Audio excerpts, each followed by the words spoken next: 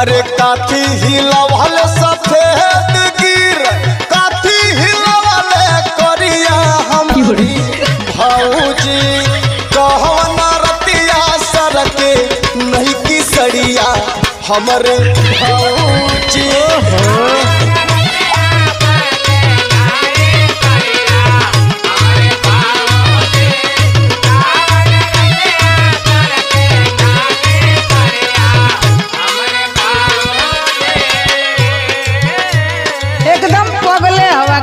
पूछ देला न लइकन वाला सवाल।